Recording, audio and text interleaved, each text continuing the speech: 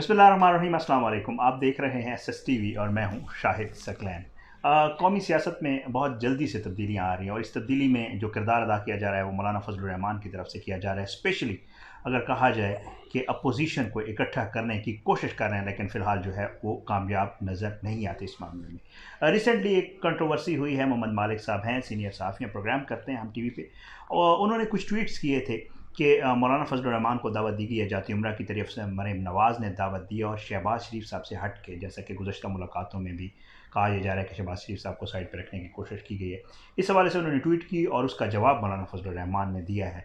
ये क्या मामला है, इसके ऊपर दरअसल हक़ाइक़ क्या हैं, इसके हवाले से बात करने के लिए मैं आज मौजूद हूँ। सदीक जान साहब मेरे साथ मौजूद हैं। सदीक साहब, आपका बहुत शुक्रिया, बड़ा शुक्रिया, आपने मेरे लिए टाइम निकाला।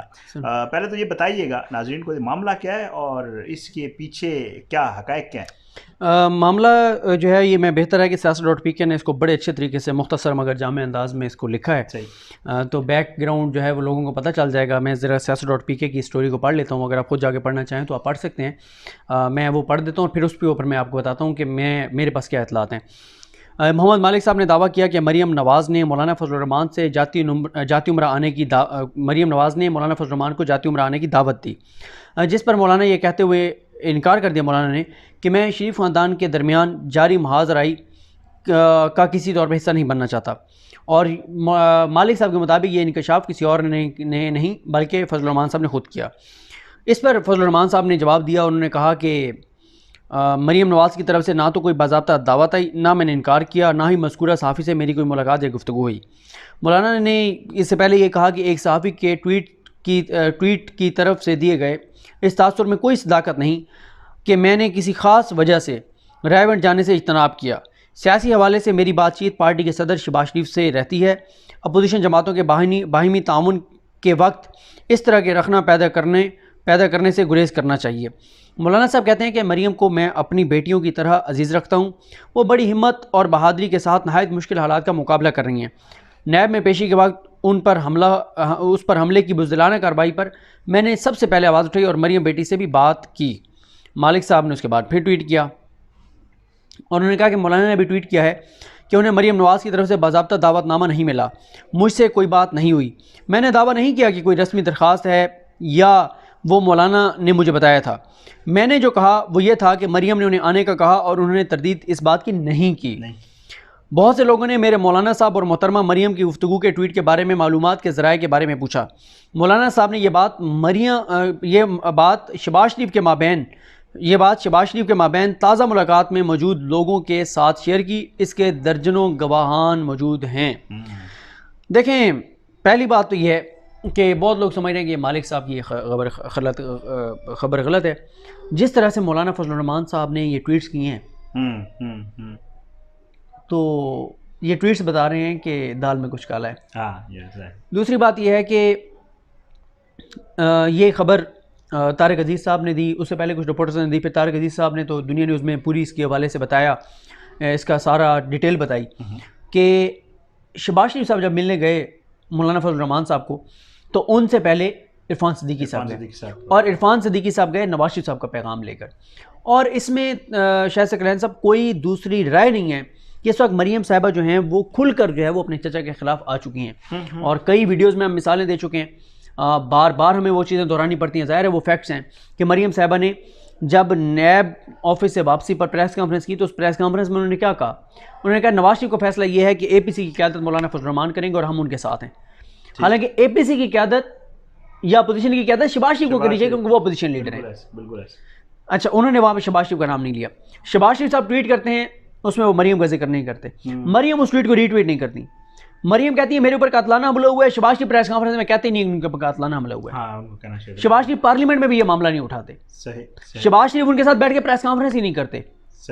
लड़ाई है शदीद और इसमें कोई शक नहीं है कि शरीफ खानदान में जो लड़ाई है मरीम साहिबा मौलाना फजलुर रहमान को इस्तेमाल करना चाहती हैं।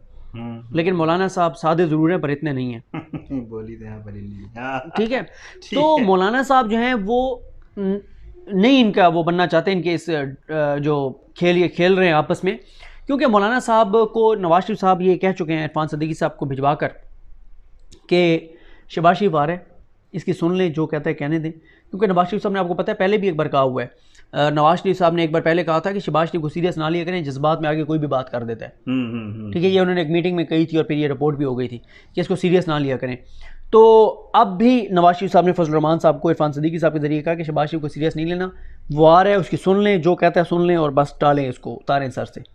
सही, फैसले मैंने करने हैं, मैं देख रहा हूँ मामला, आपने टेंशन नहीं लेनी। और उस पर मेरा एनालिसिस ये था कि ये अब नवाज शरीफ साहब डबल गेम कर रहे हैं, पता नहीं किसके साथ कर रहे हैं, भाई को भेज रहे हैं और मौलाना को भी फोन कर रहे हैं और उन्हें कह रहे हैं इसको सीरियस नहीं लेना। अब पता नहीं वो भाई के वाकई खिलाफ हो गए या वो मौलाना को इत्मीनान उनका हासिल कर रहे हैं कि मौलाना साहब मैं आपके साथ हूं, ताकि मौलाना दोबारा सड़कों पर आए, मौलाना प्रेशर बढ़ाएं और नवाज शरीफ साहब को वापस ना लाया जा सके। सही, एक बार फिर वो मौलाना साहब को इस्तेमाल करना चाह रहे हैं। सही। और इस बार मौलाना साहब के जो आने के इरादे हैं उस हवाले से किसी वीडियो में बात करूंगा कि हुकूमत जो है वो क्या सोच रही है। लेकिन शाहिद सकलैन साहब, मसला है शरीफ ख़ानदान में, शहबाज शरीफ और मरीम साहिबा के दरमियान लड़ाई है, बहुत शदीद है।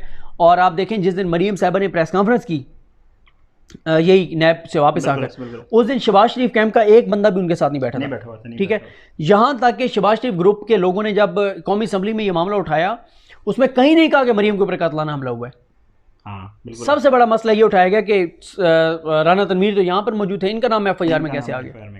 बिल्कुल ऐसे, बिल्कुल। हाँ, उस दिन असम्बली में बात करनी चाहिए थी, ख्वाजा आसिफ ने बात की। देखें कि जी सिर्फ कैप्टन सफदर साहब कह रहे हैं कि लेजर गन से हमला हुआ, ये हुआ, वो बाकी तो शहबाज शरीफ कैंप का तो कोई बंदा नहीं कह रहा। और मुझे एक बात बताएं, भतीजी पे हमला हो, चचा आराम से बैठता है, चचा जी करे ना करे, बिल्कुल ऐसे आराम से बैठता है चचा, और फिर भतीजी पर जो है वो हमला हो और चचा पार्टी का सदर भी हो और भतीजी नायब सदर हो पार्टी की। यार, किसी पार्टी के नायब सदर पे और उसका पार्टी में मरियम जैसा किरदार हो। ठीक है, अब देखें ना, नवाज शरीफ साहब इस वक्त मेन हैं, लीडर हैं, बिल्कुल ऐसे। इसी तरह इधर से हैं जरदारी साहब हैं। आप अगर जरदारी साहब के बच्चों में से, अल्लाह ना करे अल्लाह ताला उनको अपने ज़ुबान में रखे, एक मिसाल दे रहा हूँ, अगर किसी बच्चे पे खुदा ना खास्ता कोई हमला होता है, अल्लाह ना करे, बिल्कुल ऐसे, तो ये हो सकता है कि जरदारी साहब जो हैं वो चुप बैठे। अच्छा, ये मुझे इससे एक सवाल और भी मैं आपसे करना चाहूँगा। उसमें तो लोग कुछ ये भी कह रहे हैं कि ये जो इनकी आपस की ख़ानदानी लड़ाई है वो तो है, लेकिन शहबाज शरीफ साहब जो है ना वो ज़्यादा समझदार है नवाज शरीफ से, और वो वेट एंड सी की पॉलिसी कर रहे हैं कि जी मेरे मामलात भी ठीक हो जाएं एस्टेब्लिशमेंट के साथ, और फिर बाद में वो ये भी करते हैं कि अपने चक्कर में नरमी लेके दे देते हैं नवाज शरीफ साहब के निकालने का जो मामला था, जो बाहर जाने का मामला था, कि शहबाज शरीफ साहब ज़रा इस वजह से थोड़ा स्लो चल रहे हैं। असल में ये एक पेज पे हैं दोनों, और मतलब डबल गेम करते हैं दोनों। देखें, शहबाज शरीफ से ज़्यादा नवाज शरीफ समझदार हैं कि वो, लोग कहते हैं ना कि शहबाज शरीफ विकेट के दोनों तरफ खेलता है, नहीं, शहबाज शरीफ विकेट एक ही तरफ खेलता है। ठीक है, और वो एस्टेब्लिशमेंट की तरफ खेलते हैं। सही, ठीक है, विकेट के दोनों तरफ नवाज शरीफ खेलते हैं, इनकलाबी भी बनते हैं, नजरियाती भी बनते हैं, और शहबाज शरीफ के जरिए एस्टेब्लिशमेंट को अपीलें भी करते हैं, रहम की अपीलें भी करते हैं, जो है वो ताउन की भीख भी मांगते हैं, और डील भी मांगते हैं, ढील भी मांगते हैं, फेवर्स भी मांगते हैं। विकेट के दोनों तरफ तो नवाज शरीफ खेलते हैं, शहबाज शरीफ का तो नाम बेचारे का बदनाम है। तो सर जी, ये बड़ा समझदार ख़ानदान है। सही, ठीक है, ऐसे नहीं, कुछ भी नहीं थे और आज सब कुछ है, ज़ाहिर है पूरे एम्पायर। ठीक है, 5 बरे-आज़मों में जायदादें बना ली हैं।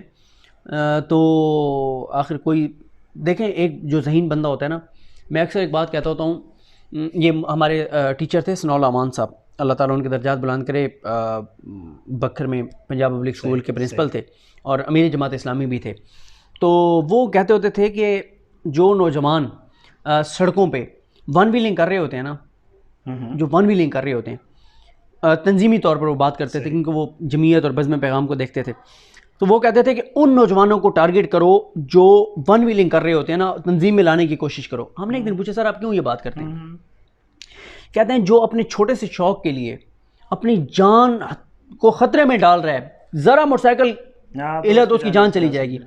जो एक नेगेटिव मामले में अपनी जान को रिस्क में डाल रहा है सिर्फ अपने एक वन व्हीलिंग के शौक में, आप उसमें एनर्जी तो है, उसमें करंट तो है, उसमें पैशन तो है, जज्बा और जुनून तो है उसमें, उस पैशन को आपने इधर लाके इस तंजीम के लिए इस्तेमाल करना है। ठीक ठीक ठीक ठीक ठीक है। तो अब आप फिर नहीं, बस मुझे आखिर में ये बताएं कि ये जो असल चीज़ है वो है APC अपोजिशन जमातों का इत्तेहाद, जिसके लिए सारा कुछ किया जा रहा है, इमरान खान की हुकूमत गिराना। क्या मुस्तकबिल क्या नज़र आ रहा है? सर APC हो भी जाए तो बाज़ार ये एक होंगे, ये एक नहीं होंगे। इनमें बुनियादी इख्तलाफ यही है, मौलाना फजल रहमान फ्रेश इलेक्शन चाहते हैं, नून लीग फ्रेश इलेक्शन चाहती है, और लेकिन पीपल्स पार्टी नहीं चाहती। सिंध हुकूमत उनके पास है, और वो आप 10 बार भी इलेक्शन कराएं, उन 10 बार में से हो सकता है कोई 4 बार वो सिंध हुकूमत हार बैठे हैं, अपने हाथ से निकाल दे बैठे, वरना 6 बार ये होगा कि सिंध की हुकूमत उनको दोबारा मिल सकती है। जो एक पार्टी सिंध की है, पंजाब में उन बेचारों को उम्मीदवार नहीं मिलते, वोटर कहाँ मिलने हैं? बिल्कुल ऐसे, जिस पार्टी को उम्मीदवार ना मिले उसको वोटर कहाँ मिलने हैं? KPK में यही हालात हैं, बलूचिस्तान में यही हालात हैं। पीपल्स पार्टी नहीं चाहेगी कि फ्रेश इलेक्शन, बिल्कुल नहीं चाहेगी। बहुत बहुत शुक्रिया सदीक जान, आपने मेरे लिए टाइम निकाला।